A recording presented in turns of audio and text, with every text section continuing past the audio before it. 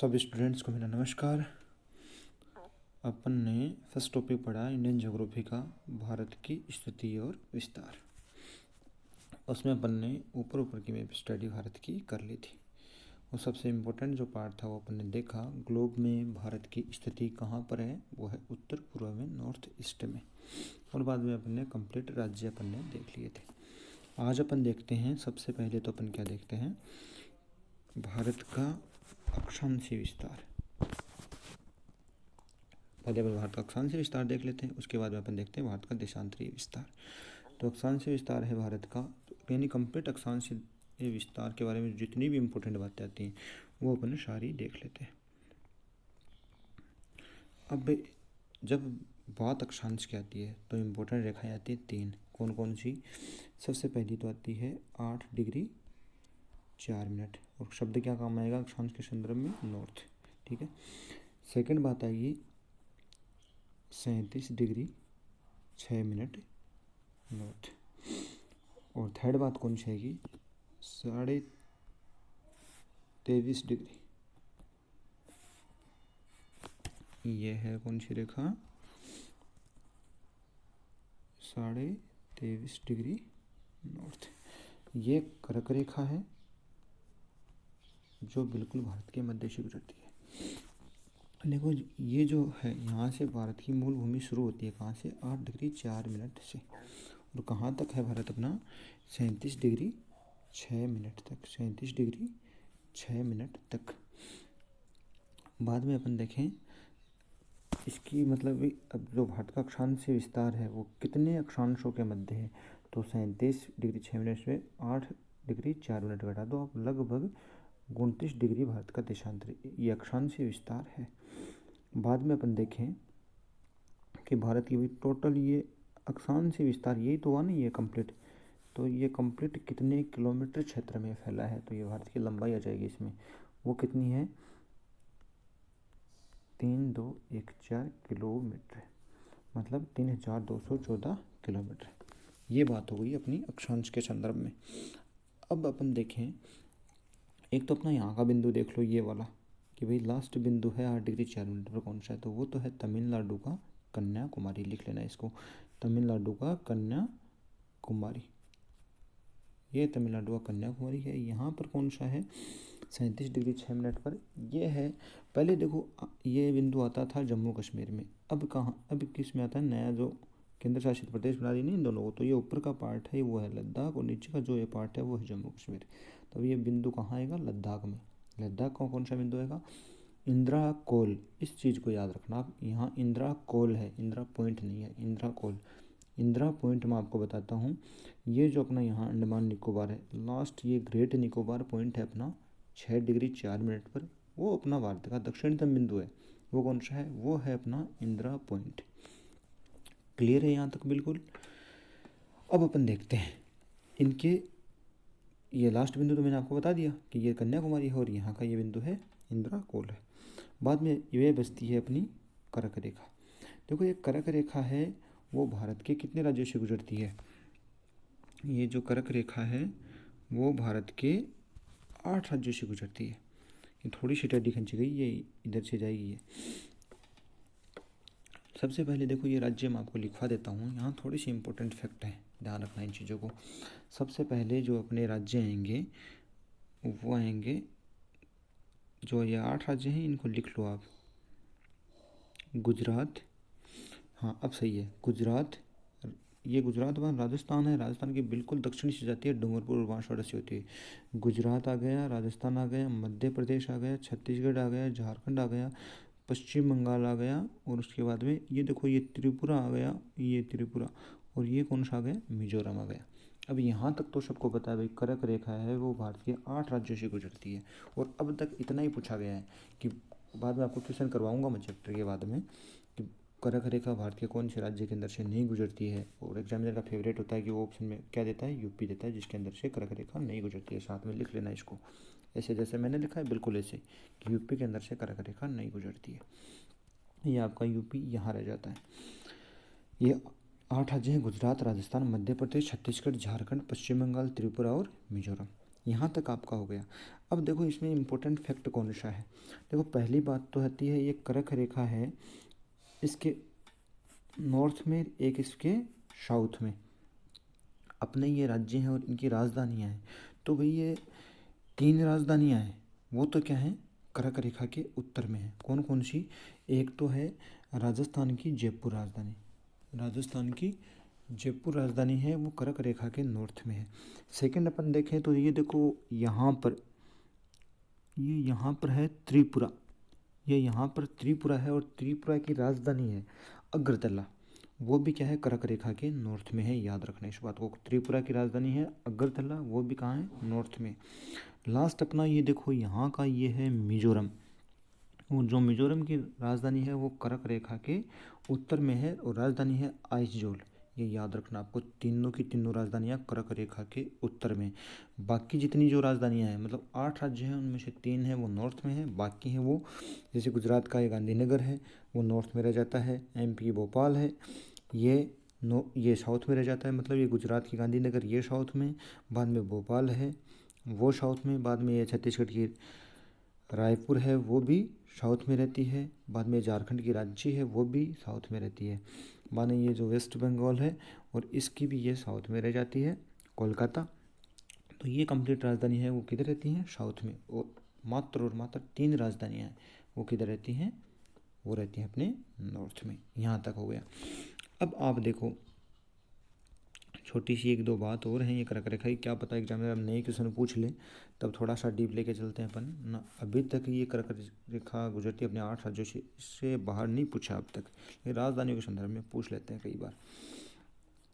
अब छोटी सी बात ये है कि जो राजस्थान की राजधानी जयपुर है वो और रायपुर, ये 2 राजधानियाँ ना, छत्तीसगढ़ की राजधानी है रायपुर, ये 2 राजधानियाँ ये हैं कर्क रेखा से सबसे दूर स्थित राजधानियाँ हैं। ऐड कर लेना इनको, मतलब जो ये कर्क रेखा से है, यहाँ अपना जयपुर है, तो ये जो राजधानी है ना, ये और ये वाली रायपुर वाली, ये दोनों कर्क रेखा से सबसे दूरी पर स्थित राजधानियाँ हैं। सेकंड क्वेश्चन पूछता है कि भाई सबसे नज़दीक कौन सी है, तो सबसे जो नज़दीक राजधानी है वो है झारखंड की रांची। एक तो आती है झारखंड की, देखो ये गुजरात, राजस्थान, मध्य प्रदेश, छत्तीसगढ़, ये जो झारखंड है, झारखंड की राजधानी है कौन सी, रांची, ये सबसे नज़दीक है। और 2 नंबर पर अपन बात करें सबसे नज़दीक कौन सी है, तो ये गुजरात की गांधीनगर, गुजरात की गांधीनगर, ये सबसे निकट राजधानियाँ हैं। देखो कर्क रेखा है वो राजस्थान से, राजस्थान है ना, राजस्थान की बिल्कुल सबसे कम, ये जितने राज्यों से गुजरती है सबसे कम राजस्थान के अंदर से गुजरती है। तो राजस्थान के संदर्भ में कभी कभार हमसे पूछ ले तो राजस्थान के अंदर से कर्क रेखा मात्र 26 किलोमीटर क्षेत्र से ही गुजरती है। ये अपना पूरा का पूरा कंप्लीट हो गया अक्षांशीय विस्तार। अब अपन देखते हैं भारत का देशांतरीय विस्तार। ये अपना है भारत का देशांतरीय विस्तार, और इसमें इम्पोर्टेंट रेखाएं अपनी कितनी बनेंगी, ये बनेंगी अपने 3 बनेंगी ये रेखाएं। कौन कौन सी, एक तो ये अपना यहाँ तक भारत का पश्चिमी विस्तार है, ये भारत का अपना पूर्वी विस्तार है, और ये अपनी कौन सी रेखा है, IST रेखा है, इंडियन स्टैंडर्ड टाइम जोन, ये अपना भारत का टाइम जोन है। रेखा कौन सी है, ये 82.5 डिग्री, ये आपको याद रखना है। तो अब अपन देखें कि भारत का देशांतरी विस्तार कितना है। भारत का देशांतरी विस्तार है 68 डिग्री 7 मिनट। और देशांतर शब्द जहाँ आ जाए वहाँ अपन शब्द क्या काम में लेते हैं, ईस्ट, ये याद रखना, क्योंकि भारत है वो नॉर्थ ईस्ट में है। नॉर्थ काम में लेते हैं अपन अक्षांश के लिए और ईस्ट काम में लेते हैं अपन देशांतरी विस्तार के लिए। 68 डिग्री 7 मिनट ईस्ट से भारत शुरू होता है और यहाँ 97 डिग्री 25 मिनट और ईस्ट तक ये अपना भारत है। तो भाई इसका जो देशांतरी विस्तार है वो आप निकाल लेना भाई, 97 डिग्री 25 मिनट से घटा लेना 68 डिग्री 7 मिनट। और जब किलोमीटर में अपन जब इसकी बात करें अपन, तो ये किलोमीटर में दूरी कितनी आएगी ये पूछ लेते हैं अपन से कई बार। तो ये कितना है, ये है 2933 किलोमीटर, 2933 किलोमीटर, याद कर लेना इस चीज़ को। यहाँ से यहाँ तक की दूरी कितनी है, 2933 किलोमीटर। लंबाई कितनी थी, 3214, और चौड़ाई कितनी है, 2933 किलोमीटर। यहाँ तक अपना क्लियर हो गया।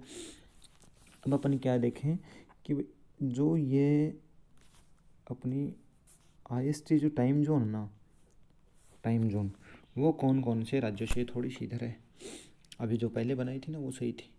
तो ये 5 राज्यों से गुजरती है, ये भी पूछ लेते हैं अपन से, कितने राज्यों से गुजरती है? ये भारत के 5 राज्यों से गुजरती है। तो ये भारत के 5 राज्य कौन कौन से हैं भाई? ये 5 राज्य देखो, यहाँ पर पहला कौन सा आएगा? यूपी। पहला कौन सा जाएगा? यूपी। 2 नंबर पे कौन सा आएगा बेटा? ये रेखा गलत खींची गई, इसको हटाते हैं अपन, दूसरी रेखा खींचते हैं। ये यहाँ से जाती है,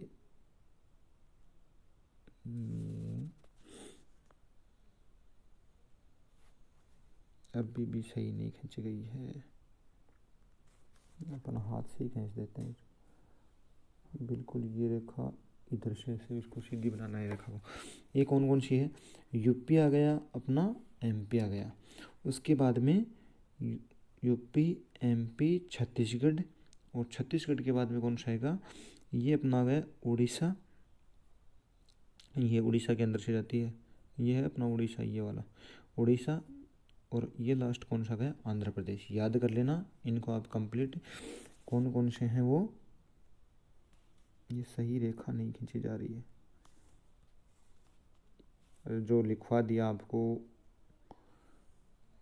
अब बिल्कुल सही है। अब पहला अपना यूपी आ गया, दूसरा अपना MP आ गया, और उसके बाद में ये अपना छत्तीसगढ़ आ गया, ये अपना उड़ीसा आ गया, और ये अपना आंध्र प्रदेश आ गया। ये अपने कितने हैं? 5 राज्य। तो इनको याद कर लेना। ये जो रेखा है वो इलाहाबाद के निकट से, इलाहाबाद का आप देखो नाम क्या कर दिया? प्रयागराज। तो प्रयागराज के निकट से मिर्ज़ापुर से, ये मिर्ज़ापुर का जो नैनी शहर है उससे होकर ये रेखा गुजरती है। एक इम्पोर्टेंट फैक्ट और है, वो इम्पोर्टेंट फैक्ट कौन सा है? ये देखो, ये है अपनी कर्क रेखा है, अभी मैंने आपको बताया था। तो ये दोनों रेखाएं मिलती कहाँ पर हैं? वो मिलती हैं छत्तीसगढ़ में। और छत्तीसगढ़ का क्षेत्र कौन सा है?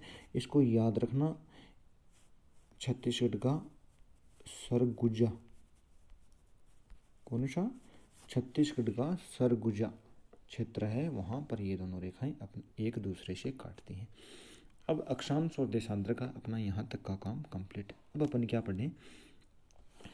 ये तो है भारत की तटीय सीमा, और ये है भारत की स्थलीय सीमा, दोनों है। जो भारत की जो तटीय सीमा है वो कितनी है? वो है 6100 किलोमीटर। और जब अपन बात करें भारत के द्वीपों सहित, भारत की तटरेखा कितनी है? वो है 7516.6 किलोमीटर। तटीय रेखा की लंबाई है 6100 किलोमीटर, और द्वीपों सहित कितनी है? 7516.6 किलोमीटर। यहाँ तक कंप्लीट। अब अपन देखिए भारत की स्थलीय सीमा, ये सीमा, ये जो स्थल के साथ लगी हुई है, स्थलीय सीमा भारत की कितनी है? वो है 15,200 किलोमीटर। भारत की स्थलीय सीमा है वो 15,200 किलोमीटर है, और वो 7 देशों के साथ लगती है। स्थलीय सीमा कितने देशों के साथ लगेगी?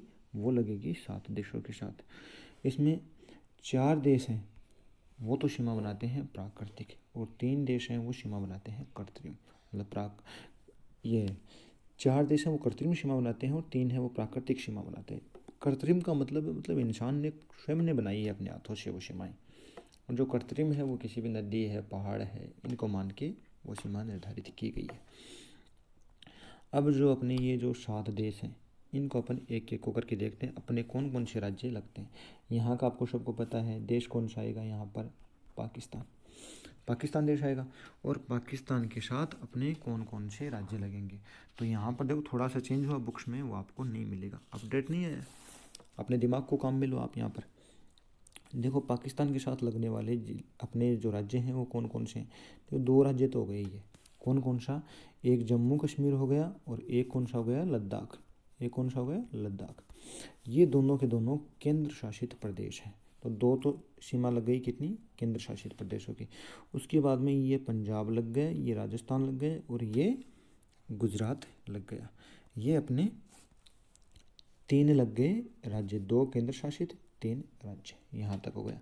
अब छोटी सी चीज़ आप यहाँ पर ये याद कर लेना, सर्वाधिक सीमा लगती है वो तो किसकी लगती है, राजस्थान की। पहले जम्मू कश्मीर की लगा करती थी, लेकिन अब वो केंद्र शासित में आ गया और जम्मू कश्मीर हो गया अब छोटा, लद्दाख हो गया बड़ा।